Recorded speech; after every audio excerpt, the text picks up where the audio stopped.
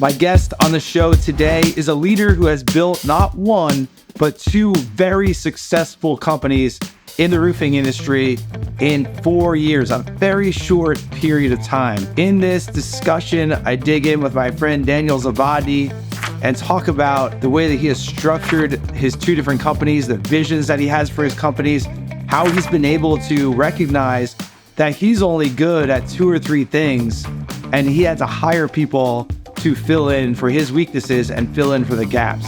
We also dig into some of the mistakes and some of the leadership lessons that he has learned and developed along the way. Now, after watching or listening to this episode, I think you'll agree with me in saying that this gentleman has an extremely bright future, and there's no doubt that he will continue to go on and accomplish amazing things. So I took a lot of notes during this conversation. I personally learned several things and things that I'm going to implement in my personal life, which we'll get into the episode, and also in my business and my leadership. So tune in, make sure you have something to take notes with, because this conversation with Daniel is truly impactful.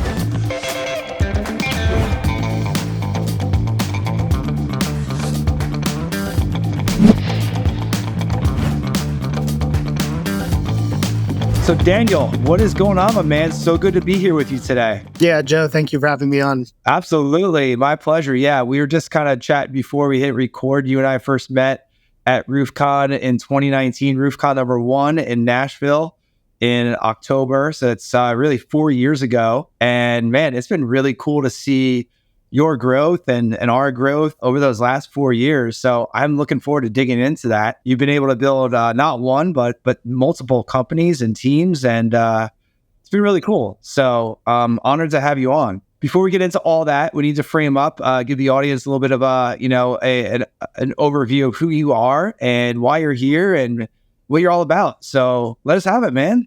All right. Again, thank you for having me. I'm looking forward to seeing you and your team at RoofCon. You guys always have a sweet booth. Growing up, I always start here because I think it gave me some of the framework and perspective in construction. My dad is an engineer who's just incredibly detailed with everything. And growing up, it was just kind of, frustrating. Like, why does it have to be down to the 16th of an inch? Why are we spending time? It's already good enough. But just teaching me that the precision is incredibly important. And if you want to be proud of the end result, you really have to take your time as you work through it. A mom that was, the best you could ask for, always encouraging, always telling me to be a leader, which I never knew what that meant growing up. Is what is a leader? So that really set the perspective for me early on. Through high school, college, worked construction, on the ground, getting cedar shake dumped on me on tear off, cleaning up all the trash.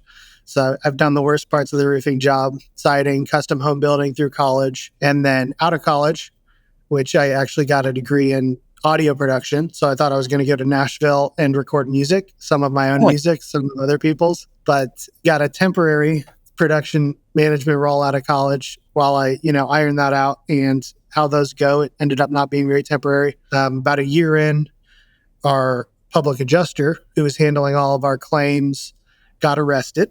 And overnight, I had to figure out how to write an Xactimate, how to find building code, how to argue with adjusters, what the claim number was, because I was just learning how to order material. So very quickly, I had to master that to keep all of our, we were at several hundred claims at that point. So it was extremely stressful, but someone had to learn it and there was really no one else. So figuring that out, I took over the production management and the chief estimator role in the company. And then my final 2 years there, 2018, 2019, I was operating officer of the whole company. So I got really good exposure to just running a business, marketing, all that.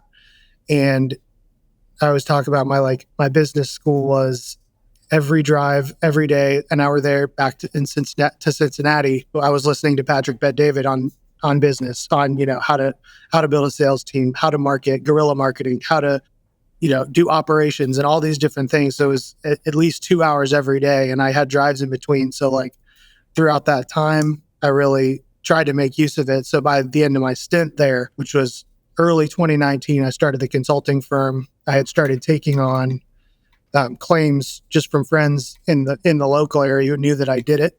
On nights and weekends, I would be handling all of their insurance claims, and then realized man, this is serious need in the industry. Left my position there in April 2019.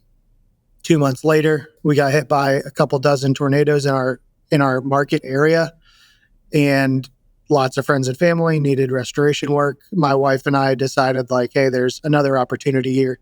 I thought I was done roofing, but it just kind of like worked out, and we had really great people around us. So we started that in June of 2019, 6 months after the consulting firm. And then it's just, I mean, God's blessed us seriously ever since. Wow. Okay.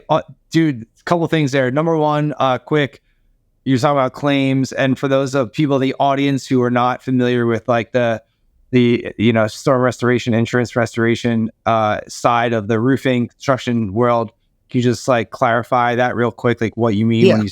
I mean, I do, but for our audience. Right. Yeah. So the insurance company, the way they operate, they create a lot of need for additional third-party administration. When they open a claim, they rarely write it correctly from the beginning. They're usually missing a lot of stuff, sometimes through oversight, sometimes through intentionality of wanting to underwrite a claim. And then that creates a need for someone who's very detailed and very skilled at their estimating software to know what's actually missing, and then not just what's missing. How do I prove that it needs to be done? And then kind of the most important piece is how do I communicate that well to someone who doesn't know construction to get them to pay for it, which can eat up a ton of time for contractors. And even if they could do it, it ends up being an opportunity cost that, I'd much rather be building my company than waiting on hold for an hour to get on the phone with this adjuster that might deny everything anyway. Right. Okay. Awesome. Thanks for clarifying. And then like, this is how I explain it to people, because I'm not a contractor, but I do know a little bit of this world, obviously. So it's like, hey, Joe's Roofing Company, I go out to a home, and the homeowner hires me to do their roof, and the insurance company says, hey, we're going to give Mr. and Mrs. Jones $20,000 for this roof replacement. And I go in there as a qualified contractor. I'm like, no, it's actually $27,000. And this is why. I'm going to document exactly why and what goes into that price and break that down and kind of have a conversation, I guess a nice way to put it, with the insurance carrier or the homeowner can, depending on the laws of that state, to get fully indemnified, to get that 27 grand to actually replace the roof, not to put money in the homeowner's pocket, but to make sure that they are fully indemnified. Is that accurate? Yeah, that's the easy way. All right, cool. Because I was actually just explaining this I was explaining supplementing to my wife the other day, and that was how I did it. So I figured like someone that doesn't know about any of this, that might be a good way to do it. So not pre-workout supplements. I sometimes tell people I do supplements. They're like, so you like sell like vitamins? And I'm like, no. Oh yeah. Totally. Yeah. And the other thing, man, I want to jump in before we get into more of your story is your background, your come up is very similar to mine. I never realized that. So I grew up in my family's construction business and learned a lot of things from my parents along the way as well. Maybe they didn't make sense when I was 14 years old, but like, now a couple decades later, they do make sense. And like growing up hands-on manual labor in that industry, in that business, and then getting an opportunity to go into the office, go into management and learn a lot of, you said business education. Like I have a finance degree from business school, like a pretty good one, but I learned all of everything I know right now from like the hands-on like business, working in the business and working with people and all different aspects. And man, what an opportunity to have. Like, that's what I love. I've never worked in corporate America. I've always like been in small biz, and I love that because it's just an opportunity to learn so many different things. So yeah, that's a cool, I didn't know that part of your background. And it does make sense now that I know your dad's an engineer and all the detailed oriented nature. Like that's kind of how, like, I don't know you intimately well, but I see you as someone that's like squared away, that's like focused, that's like, detailed, like you showed up right on time for this podcast. Like that's what I would expect from you. Just like, that's kind of like your brand in my eyes anyway. So that makes sense that your dad was an engineer and kind of taught you that. Yeah. And I tell people a lot of times that I learned more in my first year in business than I did in 4 years in college. Like my first year in business and reading books is like blows it all away. everything has a practical application. Like I'm doing this to get this result. It's not just to spit it back out on a test or to read it for no reason. Like when there's meaning behind it, you internalize it way quicker. Yeah, dude, totally. And do you have kids? Yeah, 4 kids. 4 kids. What are their ages? Grayson is 12. Ezra, she is 10. Hazel is 5, and Olive is 3. Awesome. Love those names. And you're in it. So yeah, mine are 11 and 8. And the reason I do that, but I just, for the audience again, is now that our kids are in school, like our kids are in the public school, and it's just like, just trying to guide them and like, all right, well, you want to, like, I want to personally let them know, like, hey, it's important to do well and try your best and, get good grades on your tests and everything like that. But if you don't, like, it's not the end of the world because it's school. Like, it's just school. Like, I don't want to minimize that too much because they're not quite mature enough to like understand why I'm saying that. But like in my mind, I'm like, all right, whatever. It's not a big deal in the scheme of life because it's just a test. It's like this arbitrary thing, like measurement tool, Anyway, that's a rabbit trail. The other thing I want to touch on with your parents is you said your mom was always like kind of like guiding you on or telling you to like become a leader. That's really cool. I had an awesome upbringing. My parents are great, still have a great relationship with them, but like they may have like shown leadership characteristics, but like that word was never like talked about. So like tell us more about that because I'm interested. I love leadership. I think that's really cool how she was intentional about that. Yeah, I mean, probably. So, I mean, my mom, like, I know everyone could say this, but she's the greatest mom that exists. Like, I don't think she yelled at me one time in my entire life.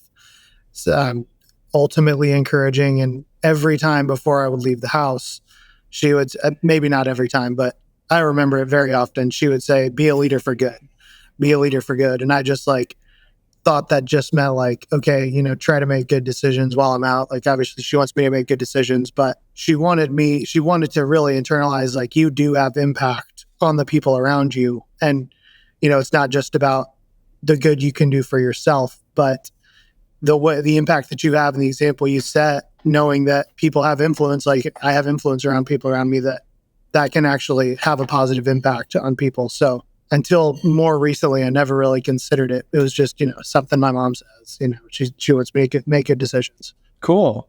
Yeah. Again, I kind of asked that question selfishly because like our son's 11 and now we're like, my wife and I have found ourselves having more intentional conversations with him about, becoming a young adult. And I feel like when they're younger, it's just like you're not having those deeper conversations, but I want to be able to be the best leader for him and let him know that, yeah, he can be a leader for good. So I'm going to steal that and use that on him. And maybe he'll be on a podcast in 20 years and talking about like, my dad was always talking about being a leader for good. So that's the impact, man. That's why like, I love having these conversations. I love getting to know people because like that thing that your mom like gave to you is now something that you gave to me and with our audience. And like, we can pass that on to the next generation. And, business is awesome. It's exciting. It's important. We can have impact, of course.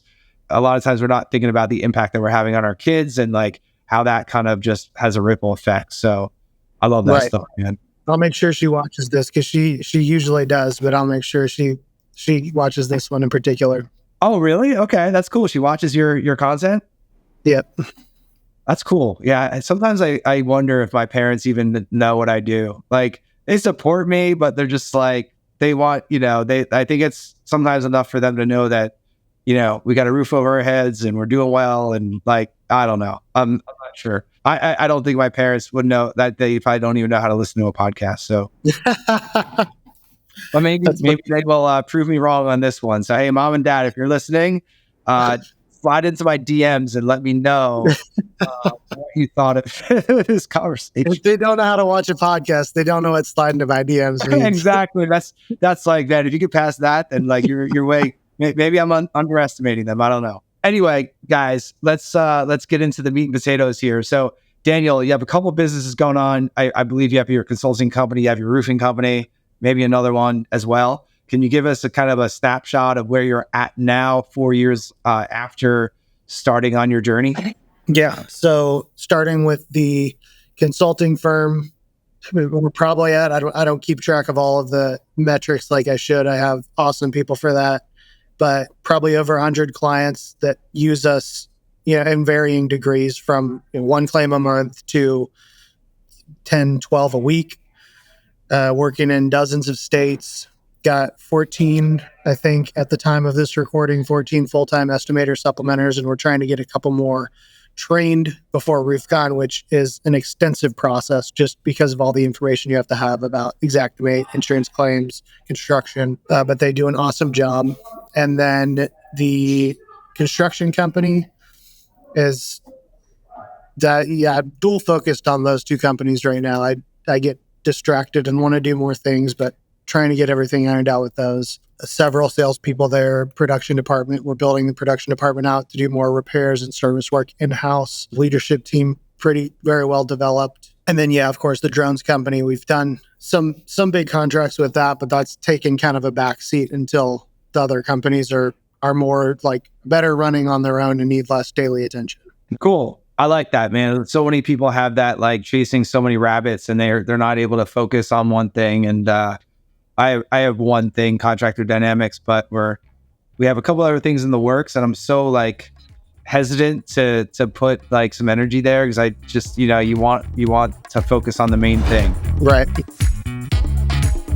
Now, Daniel is mentioning this conference called RoofCon, which is an awesome conference in the roofing industry. Actually, Daniel and I met at RoofCon 1 way back in 2019, where it was about 50 people at that conference, and now they have a couple thousand people. It's coming up on November 9th through 11th in Orlando, Florida.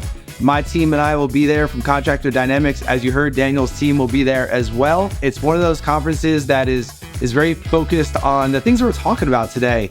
It's focused on team, it's focused on leadership, it's focused on legacy, it's focused on impact. It's really focused on personal development within the roofing industry. So something that I support, we will always support as a company. We love it. It's an awesome time. So check out roofcon.com to get your tickets for that. No affiliation there as far as financial or anything incentive for me, just something I really believe in. And if you're looking to level up personally, professionally, get to know people like Daniel, get to hang out with people of that sort of caliber, I would love to meet you there, connect with you there. Then check out roofcon.com. Dude, 4 years in, you don't need my validation, but like to have two companies like that of pretty decent size, leadership teams running them, I know that you work very hard as well. Like that is something that even like owners who have been in the game for 20 years they're not there. So how has that, we would need a whole series to like kind of get into like how that's happened, but like, was that intentional the way that you built these from day one, or are you following like a structure, or like, where did you learn to do all this? It's a broad question. That's a broad question. Yeah, there's a lot there. We work with many roofing contracting companies, and we help with them with their marketing, but like, there's also so many other things in the business. And it's just such a common thing where the owner just gets, you build a business that ends up running you don't run it. 95% of owners can't break out of that. And you already have, it seems like. So how has that happened?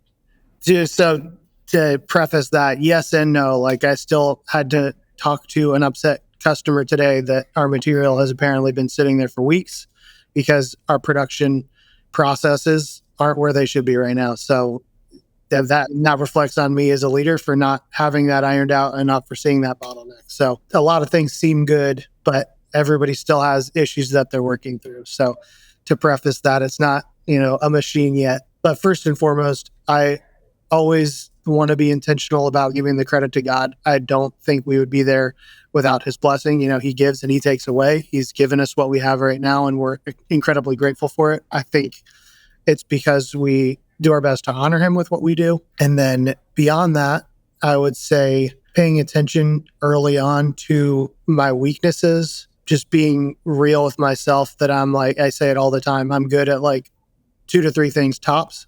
And I want to be able to do those things, and I shouldn't be doing most of the other stuff. So early on, my brother-in-law came in as the CFO. Tim, he has helped a ton with all the processes, and we joke about it all the time. I'm like, everything's gray area, and he's like, everything's black and white. So, and my wife's very similar, Amanda. She does the operation stuff too. She's very black and white. So that's a good balance. When I like, all the subjectivity, they're like, no, here's what we said. Here's the rules that we made. Here's the systems. This is how we have to do it. So that's been a really good balance. And then I think we'll probably dive into it more as far as like building the teams, but having a vision for the company and being clear about that vision and the values that are kind of like aligned with it are going to attract people who want to fit in that vision and who want or who have those same values, who align with that trajectory. And as long as you're being genuine about it, then they're going to, continue to align and want to grow with the company and want to, bring in more people just like it. I kind of picture it like a planet where as you start amassing, then you get a greater gravitational pull and you have a bigger surface area and it just like increases exponentially as you go. Like it might have taken a couple months to get our first really good sales rep, but then over the past couple months, we've brought in like 4 more, and they're just, we're spreading throughout the state now up from Dayton to Columbus and in Cincinnati this year. We are opening those 2 areas. So same thing in the consulting, like people bring in their friends, people tell their friends and their family who they think would want to work. One of my estimators brought in his brother-in-law. Another estimator brought in a really good friend of his who wants to work with us. So being genuine, having good values is going to attract people that align. And then, the genuine part, you can't really fake. Like you have to actually care about your team. You can't like, okay, how do I trick my team to make them think that I care about them? You might have to systematize it if you aren't good at outwardly sharing your care. Like, okay, send a text this morning that's encouraging. I wouldn't normally think about that, but I just got a reminder. So, you can create systems if it's not your, inborn way to communicate, but genuinely caring is something you can't really fake. And I think that's something God gave me is I deeply care about the people on our team and will put what they need a lot of times above what I need, and sometimes even above like the company, like where I'll pay someone and the company loses money if that's what it takes to feel like I did the right thing. Awesome, man. Yeah, you and I are very similar in that aspect as well. As far as caring, as far as like, I talk about that in terms of marketing a lot. Like, the best marketing strategy is really to care about people and your customers and your market and doing the right thing and all that. And then all the vision stuff, like vision, I'm writing down notes here, your values, like building that. I love the planet or the solar, like the planet analogy with the, you're just attracting more of the right people. And that goes for team members. And it also goes for, when you have like, can't help, sorry, talking about marketing and brand, but like when you build that company, you build that brand, like it becomes a little bit easier to attract those like-minded, they don't have to be like-minded, but those ideal prospective clients and customers that you want. You kind of just, you have that thing that's like this gravitational pull. I love that. You mentioned the 2 to 3 things tops that you're good at. What are those things for you?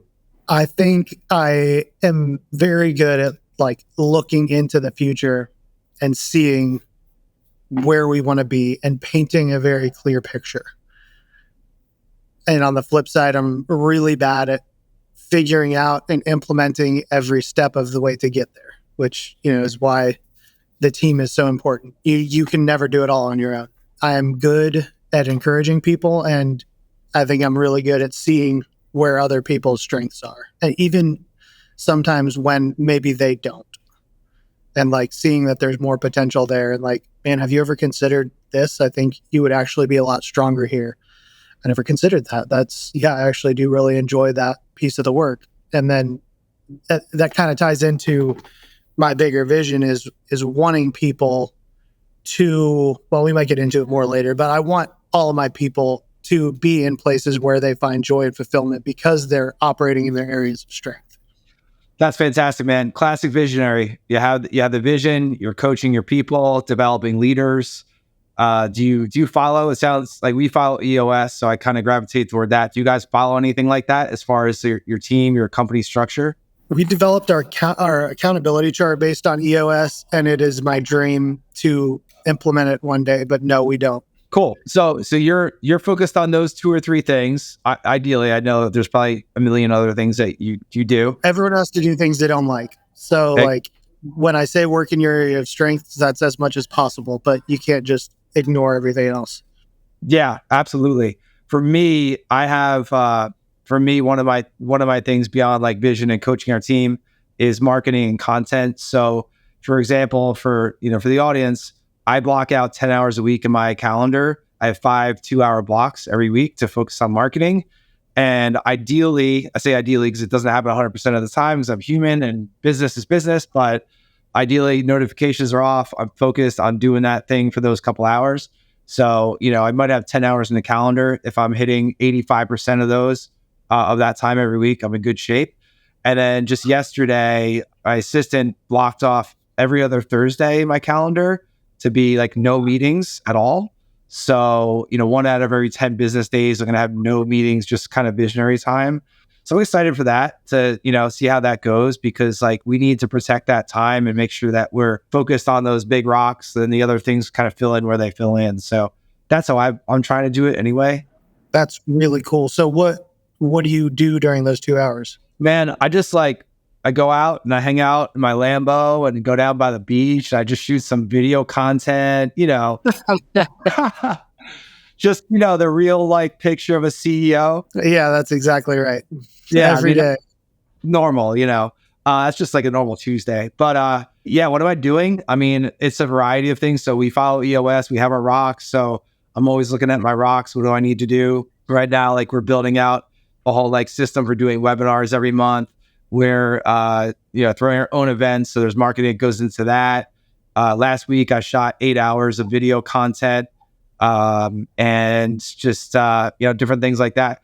Some of it's R&D, research and development. So sometimes I am playing around on social media, looking at like, hey, what this guy's his following is really grown, or like I really latch on to this guy's content. Like, why is that? And just kind of like dig into that to see what those people are doing. I'm a big fan of like, I like to read, listen to podcasts, watch videos, but I also like to like kind of dissect like what are those people actually doing that they might not be talking about. So research and development is part of my marketing time for sure, which is it's hard because it doesn't feel productive, but it's one of those things that only I can do right now. Right. So that's cool. Yeah. So anyway, yeah. EOS, awesome. Yeah, do it when you get a chance. Drink the Kool-Aid. It's good. So who else is on you mentioned your brother-in-law, you mentioned your wife. Who else is on your leadership team? My brother, Joe, he runs the consulting firm. And then Chris, our production manager. Cool. And so what is that? Do you guys like have regular meetings? Like, how do you guys communicate, collaborate? How does that all work? That's another weak area. We're inconsistent with our meetings. We have a group chat that's, pretty consistently moving where we discuss different issues. And then as things go, if we feel like we need a special meeting, then we'll have one. But we don't have them as regularly right now as I know we should. Okay. How about that vision you mentioned? You have that vision of where you're going, looking into the future. Do you have something like a document or written down that you shared with your team, or do you guys talk about that? Like, how does everyone get kind of bought into that vision? That's a really good question. It's more verbal, like communication than anything right now, which I have written down as one of our mistakes that I've made. But verbal communication, I think here's where we're going. Here's, what we need to do right now. But kind of like I mentioned, the short term has been more daily. Okay, we need to iron out our production process issues right now. So it's taking a step back from the bigger picture on the short term. Okay, cool. And how do you determine which, it sounds like I'm interviewing you or grilling you right now, but like ironing out a production process, how do you determine that that's something that needs to get done this week as opposed to like, oh yeah, that's a Q4 thing or that's next year? Or... Yeah. So in business, you can only have like one true bottleneck at a time, right? Like there's only one worst area that you need to resolve.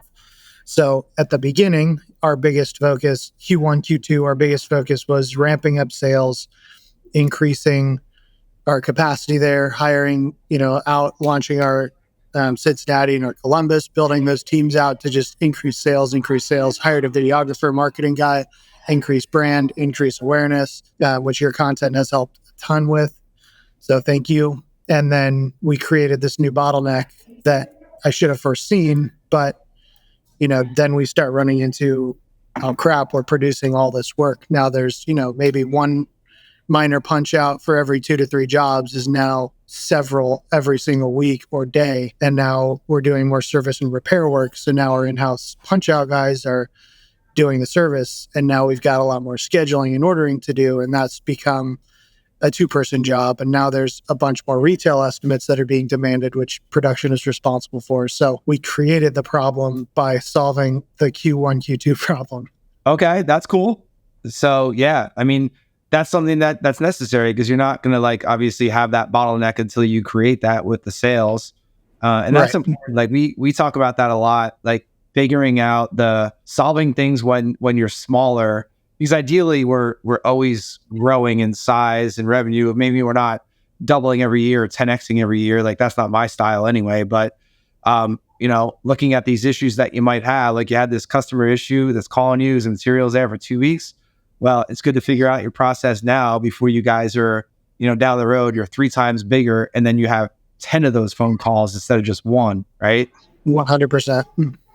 I had that yesterday, actually. We had a client reach out to me. Normally that doesn't really happen, but I know him personally. So he's like, hey, just want to talk to you about this, this question and kind of issue. And I was like, awesome. Had a good conversation, brought it back to our team. And we looked at our process for the way that we communicated about a particular thing. And it turns out that the way we were communicating about this particular email was it was sending a message, kind of that we didn't in a way that we didn't want to communicate it. So we're rewriting that one email. That was probably the cause where he probably reached out to Joe because he got this email and we didn't intend for it to come across like that, but it did. And so, all right, it happened. Not a big deal. No one's upset. But now we're adjusting that email right away because, we don't want that to happen. And maybe there's other people that did read that the wrong way that just aren't reaching out to me. And even worse, they're just kind of maybe unhappy or whatever without bringing it up to us. So it's great when you have those customer issues because you're able to solve them. Yeah, exactly. The ones that keep me up at night are the ones where you're like, oh, I hope that we're doing a good job. I haven't heard from this client in a while. I hope he's happy. Right. Those are the things that keep me up at night, So what else, Daniel, about your team? One of the things that you mentioned to me before we hit record is you guys try to set metrics that are more objective and not subjective. You kind of touch on that with your personality versus your wife and your brother-in-law. So talk about the importance of that for your guys' business.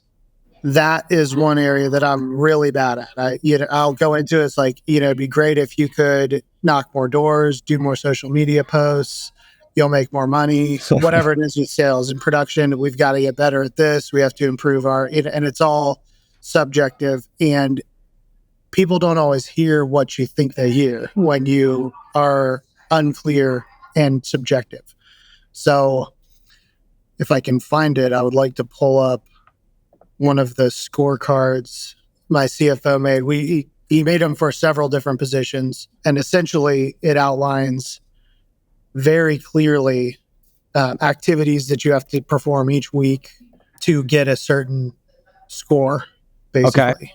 Yeah, the importance of objectivity is especially important so everyone knows exactly what's expected of them rather than try to do X better, do more of this, SMART goals. You have to know where you're going, how to get there, and then the incremental steps to get there. So each week, our reps will get these scorecards, which are all baked into a single ratio that you see at the top.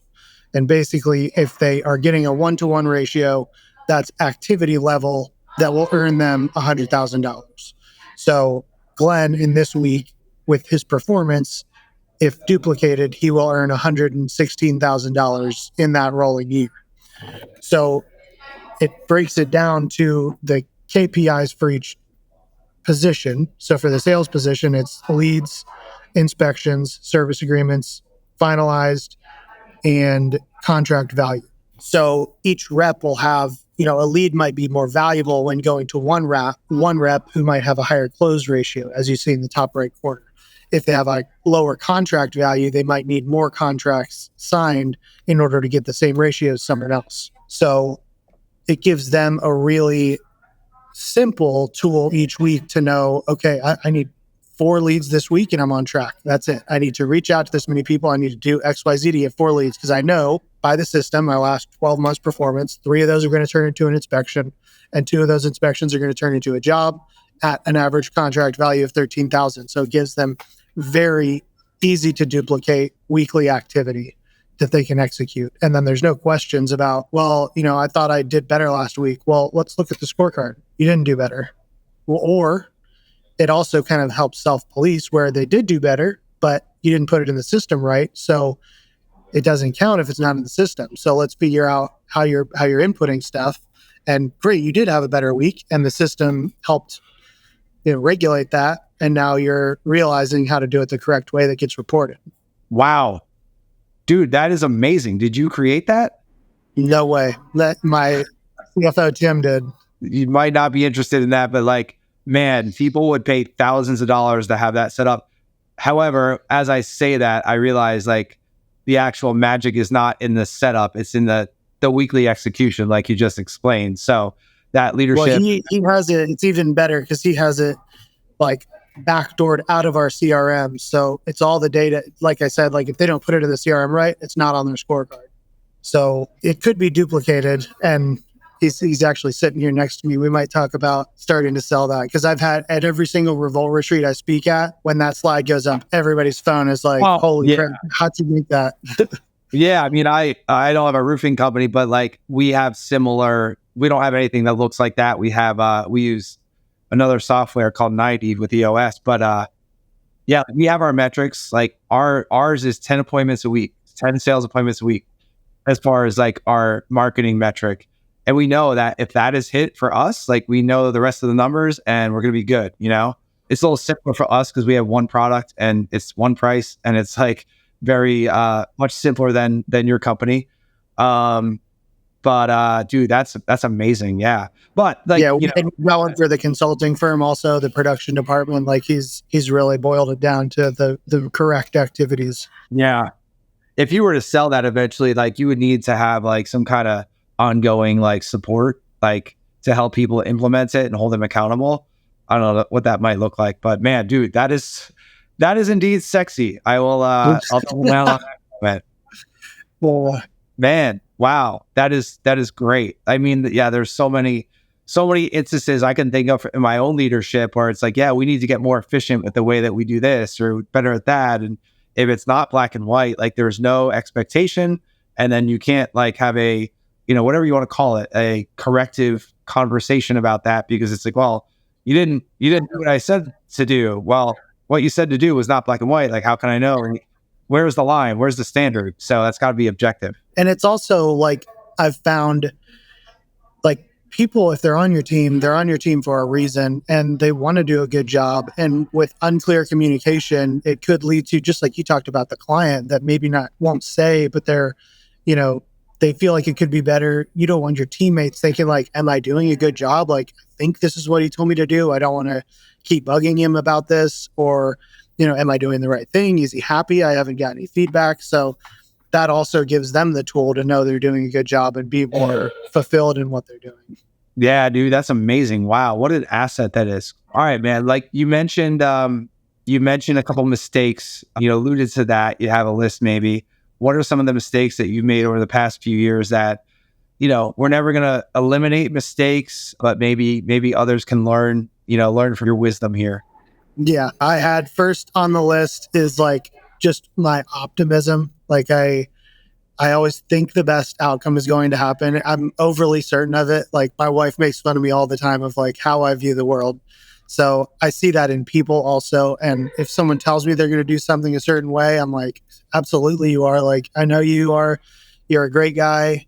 You're a great girl. I know it's going to work out perfectly. So early on, I was very, very, I guess I'll just use the word gullible, but I don't think people, were intentionally misleading me, but maybe they thought they were more capable of what they were. So being so optimistic that I just believed people before I let them prove it to me that they were capable of certain things or that they could handle certain things early on, that was a big thing, which kind of ties into just being too nice in general. Like, I don't know if you read any of Patrick Lencioni's stuff, but he talks about the conflict, like the no conflict, up to the like healthy conflict, to where you finally transition to the unhealthy. But I'm so nice that I, like, especially early on, avoided a lot of the conflict that you're actually doing someone a disservice by not helping them realize where they could improve. So, I wanted to be the optimist, positive guy, the good friend, the, like, you can feel good around me. I'm not going to tell you did something wrong, especially early on. That's probably one of the biggest areas I've grown. Like, I have to have a lot of tough conversation these days, and it's easier than it ever has been. Not that it ever gets totally easy, but just embracing that there is healthy conflict that's good for the individual, that's very good for the organization, and it takes stress off our plates as a leader when we realize we've had that conversation. And like you talked about, now you can have a follow-up conversation once you've had that, like, this is an issue. Finally, I guess the other biggest thing would be like, let's go on to the next thing. Like, okay, let's go. So a lot of times I'll say things or commit to things without consulting my wife and Tim, who are like a lot more discerning.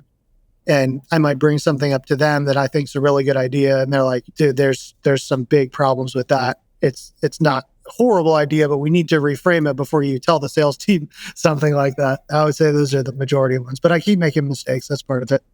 Oh, absolutely, man. Dude, I feel like you and I are related because that just described me. The optimism, the too nice, like trusting everyone. I love and trust everyone, and my wife doesn't trust anyone. So it's a pretty good balance. Yeah. So, and then, the optimism thing. Oh man, for sure. Like my first year in business, I thought I was going to be crushing it and making millions and the whole deal. And it's taken a lot longer than that. Let's just say that. Yeah, right.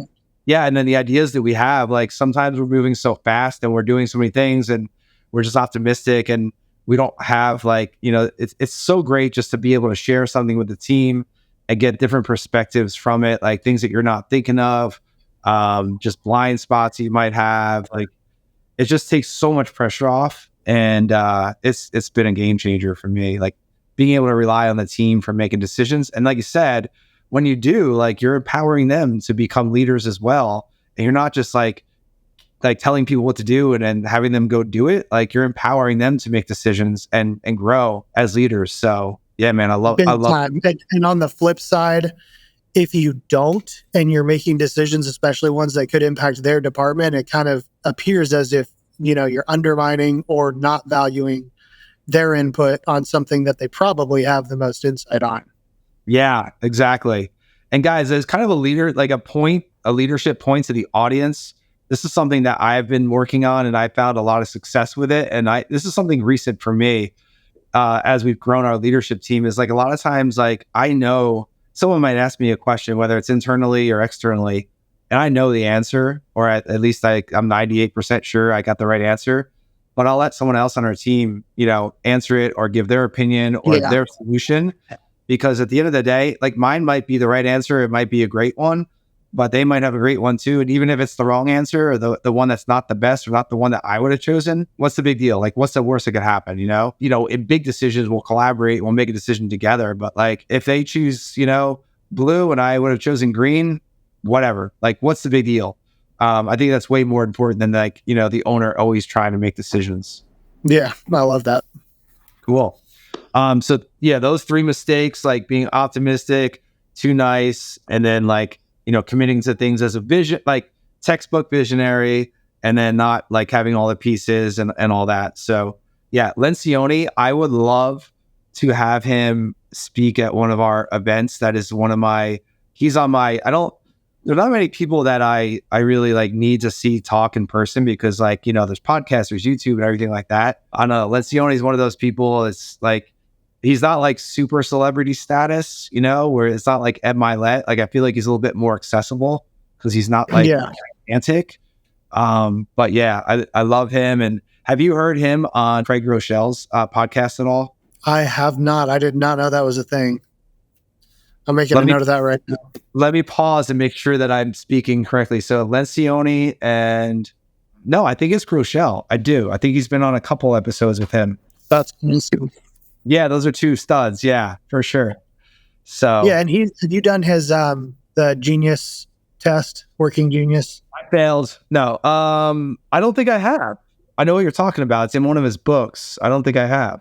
It's a really good personality test that helped us seriously clarify where the leadership team fell in the different roles throughout it starts at the wonder, like the person who's asking questions and is this how we should do it? Is there a better way? And then it goes to invention, then discernment, then galvanizing, then enablement, and finally tenacity. And depending on where you fall in that, you might get joy or frustration at different parts of the process from beginning to end. Okay, awesome. I'll have to do that. Yeah. And again, for the audience, Patrick Lencioni, we'll link to him below. He's got a whole bunch of books, and most of them are kind of like, what's it called? Allegory? Yeah, or allegory. Something like that, where it's like, it's a fictitious story that he's telling. So it's like very easy, gripping, engaging reading. Not like textbook. It's good stuff. Yeah, I like the way he presents his stuff. All right. So let's man, we can go on forever. Man, I feel like we're so similar. Maybe that's just a fault of mine. I like to have people that are like me on my podcast. I mean, it's an ego thing. I don't know. But all right. So you're going to be at RoofCon as an attendee, and also this year as a diamond sponsor, as a big fancy sponsor. Yep.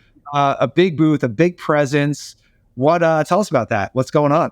Yeah. So as you talked about at the beginning, you and I have both been to every RoofCon since 2019. I've always been a huge supporter of what Hunter does with impact on the industry. I talk about it a lot. My first experience going to a roofing conference was SVG in 2016. And I was just shocked that was like how the industry got together and celebrated success or whatever you want to call it. Like, this is an educational event for the industry. And I was just like, I don't see myself ever going back to one of those. But then started seeing the Facebook ads very shortly after we started our roofing company for RoofCon. And I was like, man, impact, legacy, leadership, like this could actually be the real deal. So always been a huge supporter. We're both members of Revolt, as you know. So loved being able to support as one of their biggest sponsors. And we serve a lot of the consulting clients. Our firm actually Revolt. So we're very tied in there and excited. We're going to have a big booth, like you said, kind of going to be a surprise about how it's going to look and what we're going to give away, but it's going to be very classy and it'll be a cool treat for people, a way to celebrate the opportunity to work with us. The booth is, to represent our consulting firm, which our main service is estimating, supplementing for roofing contractors who do insurance work across the country. Wow. I love the teaser. Okay. That'll be cool. All right. That's awesome. So what is the booth called? What color is it going to be so people can scope you out there? Yeah, it's just the Zavodney consulting booth. Will be right when you walk in, right past the RoofCon booth. We're right there. And then our breakout room is directly behind us. So I'll be talking for almost an hour about how to build your team. A lot of things we dove into here in a more formal presentation and practical ways of how to hire, where to hire, what positions you want to fill, how to, practical ways on how to craft your vision and how to present that. So that should be really valuable. I got to make sure I'm not speaking at the same time as you, so you don't take all the viewers. All right, so Daniel just dropped a little praise for Contractor Dynamics and our content as far as marketing and how it's helped him and his team level up and grow. And guys, I'm not going to let that go. It would be disingenuous of me. I would be doing a disservice to you if I did not jump in here and let you know what that is all about. So real quick, Contractor Dynamics, the company that I own, is a marketing training company. And what we do all day, every day, we have an amazing team. We train roofing companies on how to build and run their own marketing. So for example, Daniel mentions that he has a video person in-house. He has a full-time marketing manager in-house. His name is Ted. I've gotten to know Ted as well. And those people are the ones that are driving their marketing forward in their companies and driving that brand and driving that growth. And that's what we have seen over the past 10 years of doing this, is a very key ingredient for success with a roofing company is having that ability to run at least some of your own marketing, to control your content, to tell your story, to show off your projects, to attract those like-minded team members that Daniel talks about. having that in-house marketing capability is an absolute game changer. So if you'd like to learn more on how to implement that in your company, or if you just have some questions about marketing, you would like some clarity from myself or Elizabeth here on our team, then feel free to head on over to contractordynamics.com, our website, learn a little bit more about what we do, set up a time to talk with one of us, and we would love to help you level up, just like Daniel has been able to level up consistently over the past 4 years, and he's just getting started. Yeah, it's so at those events, like you have your breakout, we have ours, and then like you gotta market it to get people there. Like it's a thing, So we're at the point now where we're starting to think about like giveaways and different things like that to get creative with it. So yeah, that's cool. I mean, and how valuable like what you're going to talk about is the team building and stuff we talked about today. Again, you don't need any like validation from me, but like, man, we work with our clients on marketing. And as you know, like with Benny on our team, like we end up helping and supporting our clients in a variety of ways. And a lot of it is this like structure, these systems, the team, like accountability. And these are things that we're not born with. We don't learn these in high school or college. Like we have to build these skill sets as business owners and leaders. And I love that stuff. I love geeking out over it, which I know you do too. So yeah, that's cool, man. I mean, cool to see like that original RoofCon. We'll have to get some video footage from the archives there. But yeah, I was on stage a little bit, actually a lot, which was awesome. You were front row. I remember like, I can see it, like you're taking notes there, front row the entire time. And here we are 4 years later, still heavily involved in that community, which is awesome.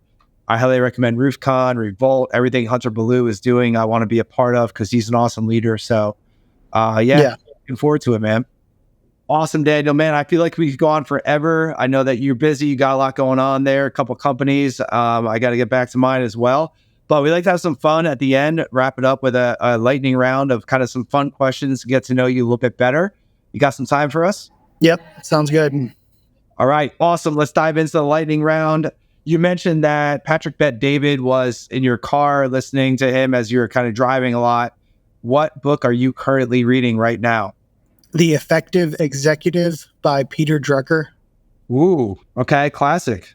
Yeah, it's a kind of older one, so the language you have to get around, but it is, I mean, he's just so smart with business. Awesome. Okay. Next question. If you could be any kitchen appliance, what would you be and why? A cast iron pan, because it's, you can use it for a lot of different things. I get distracted. So, there's a lot of different applications, but on the other side, it's like pretty stable and consistent. Awesome. I love that. Yeah. 3 for a loop with that one. It's always a fun question. We actually use our cast iron pan. We have 3 of them. We use every single day. Yeah. They're great. What is I'm a big fan of this. I don't know, maybe you don't have one, but do you have a morning routine? And if so, what is it? Yeah. If I am able to get to bed early, usually I'll get some kind of exercise in, Bible time, and then review like what I have that day before I actually get started. All right. Awesome. What is your, this is not one of the questions, but I'm curious, what's like your working, you have 4 kids, 2 businesses. What's your like working hours look like in a typical week? Usually I'm starting around 8 and then done at like 5 or 6. But as you know, like some mornings start at 6, some evenings I'm at the office until dark. Okay. That's cool. Yeah. I'm pretty steady myself with like 8:30 to 6:30 or 7. Yeah. Okay, cool. What is you mentioned RoofCon coming up in Orlando on November 9th. What is your next travel destination besides that? Besides that, we don't have one planned yet. I've read that as a dream destination, so I'll just give you that. My goal is to go to Budapest, Hungary, where the first Zavodneys came from. It was like 3 or 4 generations ago, to figure out like, where they were and see if there's any history left from that. Awesome, man. That's great. When are you going to go? When we can afford it. It's going to be expensive and it'll probably be, several weeks. Okay, several weeks. Yeah, 6 people in your family. That can add up for sure. And then time-wise, getting away for a couple weeks from the businesses. Right. I'm sure. So, all right, cool. What are you doing on a free Saturday? You're not working. All the chores are done around the house. What are you doing? Probably playing board games, Oh, yeah? like the ultra nerdy board games with 300-page rule books and stuff like that. No way. Is that something that you did growing up? Like, where'd that come from? I did like, what you'd call like the normal board, like the risk and Stratego and Life and stuff like that growing up. And then through college, I started getting into the more like, Settlers of Catan was a big early one for me. And then just like, I love it. Like strategy, tactics. I love, I love it. That's awesome. Wow. Okay, cool. I got into drinking games in college, so I maybe should have focused on more board games. I did that too. All right, nice. Cool. So you shared a ton of different insights and tips and everything for everyone. I think a lot of people got a lot of value out of this. One parting piece of advice for like a new business owner trying to figure everything out. Don't get like bummed out or frustrated about messing up or about failing. It's part of it. Expect it. And the attitude that you have when you meet that will be the way your team reacts to failures and mess ups also. If you're excited about the opportunity to solve another problem, that's how they're going to deal with failures that they face. And if you're frustrated and disappointed and angry, that's how they're probably going to treat your clients when they face failure and disappointment. Wow. Dude, that's a lesson in leadership right there, man. That is so insightful. Awesome. Thank you so much. Man, it's been a pleasure. Thanks so much for your time. I'm so looking forward to getting this out there to the audience. There's so many little bits and pieces I want to chop up and make as little reels for people to get a taste. And then, of course, to consume the full episode here. And then we'll see you guys in a few weeks at RoofCon. Heck yeah. Thank you, Joe. All right. Thank you. All right, guys, I hope that you enjoyed that conversation as much as I did. I really resonate with Daniel, as I said a couple times during the conversation. I feel like he and I are kindred spirits. What I really love about Daniel is he's not one of these leaders who's out there like pounding his chest and drawing attention to himself. He's a very humble leader. As you heard, he gives credit to God first and foremost for everything that he has been able to build. And he's a leader who leads by example. He has high standards for himself and for his team. And really someone that I am attracted to, that I want to continue to follow and learn from. So hope you guys got a lot out of that. Feel free to drop a comment. Let us know what your biggest takeaway was. Make sure you subscribe to our YouTube. Make sure that you are subscribed to our podcast on whatever platform you listen to your podcast on. And ultimately, share this out to anyone that might find value in it. It might be a spouse, it might be a business partner, it might be your team, it might be a colleague, a friend. I appreciate, and I'm sure Daniel would appreciate sharing it out, because the things that he shared, as I said, one of the things is going to impact me and my kids, and who knows, maybe generations, right? So content like this can really have a ripple effect on so many people that really can't imagine. As always, everyone, I appreciate your time and attention. I truly do. Hope you have an amazing day.